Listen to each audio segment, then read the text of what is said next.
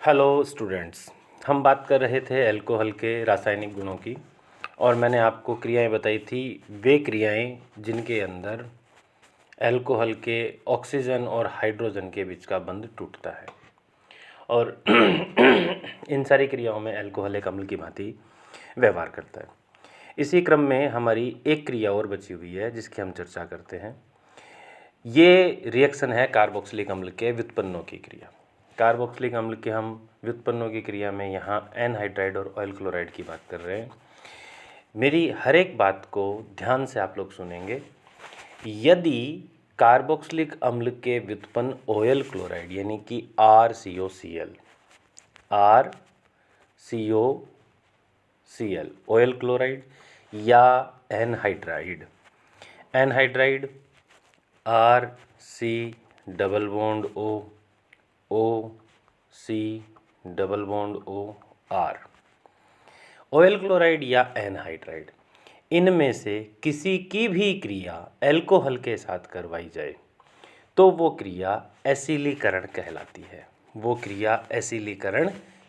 है। मेंशन कर रहा हूँ इस बात को मैं फिर से, वो क्रिया कहलाती है एसिलीकरण।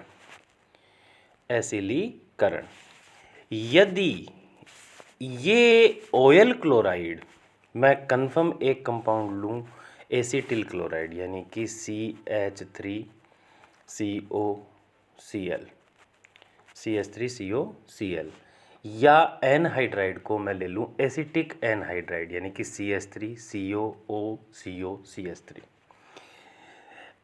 फिर से बोल रहा हूँ कि एसिलीकरण की क्रिया में यदि ऑयल क्लोराइड कन्फर्म लिया जाए एसिटिल क्लोराइड या एनहाइड्राइड को लिया जाए एसिटिक एनहाइड्राइड, तो एसिलीकरण की इसी क्रिया को हम एसिटिलीकरण कहते हैं। एसिलीकरण की ये क्रिया कहलाती है एसिटिलीकरण, क्योंकि इन दोनों ही क्रियाओं में इन व्युत्पन्नों से एसिटिल समूह का संयोजन अल्कोहल पर होता है, CH3CO समूह का संयोजन होता है। इसीलिए एसिलीकरण की ये क्रिया एसिटिलीकरण कहलाती है। इन दोनों ही क्रियाओं में अम्ल का उत्सर्जन होता है उप उत्पाद के रूप में, को प्रोडक्ट अम्ल बनता है और इसलिए ये क्रिया पिरीडीन की उपस्थिति में होती है। यहाँ हम पहली क्रिया की बात करते हैं। पिरीडीन के स्थान पर यहाँ पर दुर्बल क्षार लिए जा सकते हैं, जैसे कि डाईमेथिल एनिलीन। एनिलीन होता है C6H5, उसके ऊपर NH2 जुड़ा होता है। अगर इस NH2 के दोनों H में मेथिल से हटा दूं तो नाम हो जाएगा डाईमेथिल एनिलीन। पिरीडीन के स्थान पर उत्प्रेरक के रूप में हम इसका भी उपयोग कर सकते हैं। पिरीडीन भी क्षार है और ये भी दुर्बल क्षार है।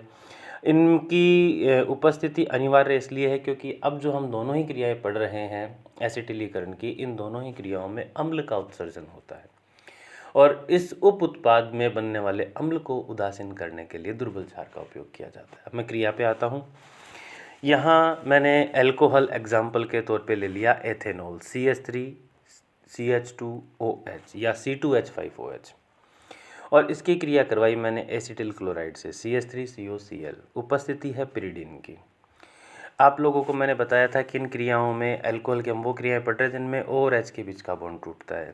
ऑक्सीजन की विद्युत ऋणता ज़्यादा होने से बॉन्ड जब ब्रेक होगा ऑक्सीजन पर ऋणावेश आएगा, हाइड्रोजन पर धनावेश आएगा। ऐसे ही CO और Cl के बीच का बॉन्ड ब्रेक होगा, कार्बन की विद्युत ऋणता कम है, क्लोरीन की विद्युत ऋणता ज़्यादा है, इसलिए बॉन्ड टूटेगा। क्लोरीन पे नेगेटिव चार्ज आएगा, कार्बन पे पॉजिटिव चार्ज आएगा। अब आप प्लस माइनस को जोड़ दीजिए।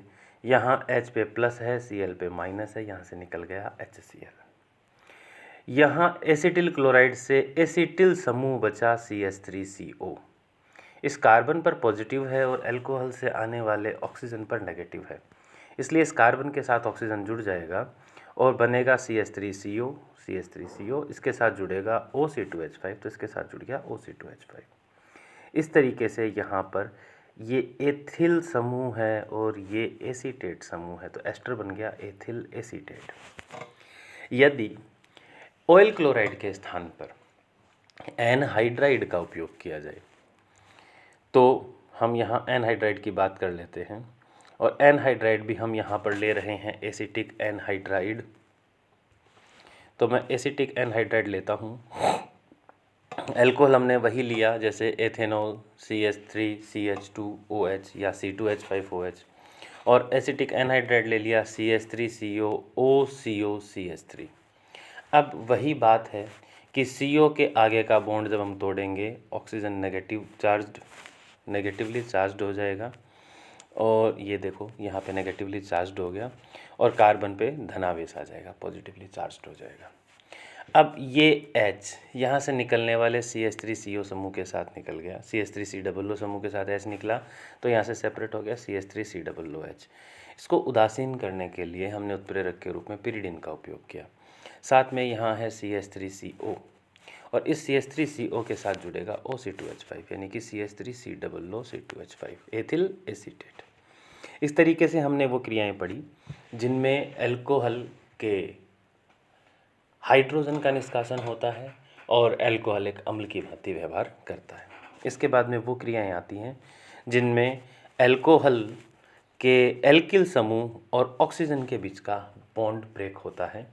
मैं इनकी चर्चा कर लेता हूँ, नेक्स्ट वीडियो में हम इन रिएक्शंस को डिटेल में पढ़ेंगे। अब बात आती है वे क्रियाएं जिनमें एल्किल समूह यानी कि कार्बन और ऑक्सीजन के बीच का बॉन्ड ब्रेक होता है। इसके अंदर 6 क्रियाएं हम पढ़ेंगे। हैलोजन अम्ल से क्रिया, फास्फोरस के ट्राइक्लोराइडों से क्रिया, PCl5 से क्रिया, थायोनिल क्लोराइड से क्रिया, अमोनिया से क्रिया और HI द्वारा अपचयन। नेक्स्ट वीडियो में हम इसकी चर्चा करते हैं। तब तक के लिए thank you, all the best. हमने अभी तक जो क्रियाएं पढ़ी है यानी अल्कोहल बनाने की विधियां, अल्कोहल के वे रासायनिक गुण जिनमें ऑक्सीजन हाइड्रोजन के बीच का बॉन्ड ब्रेक होता है, और फिजिकल प्रॉपर्टीज़, इनको आप सब अच्छे से याद करें। जैसे ही अल्कोहल की सारी क्रियाएं कंप्लीट होगी, मैं आपको एक क्वेश्चन पेपर सेट दूंगा जिसको आप सबको सॉल्व करना है। All the best.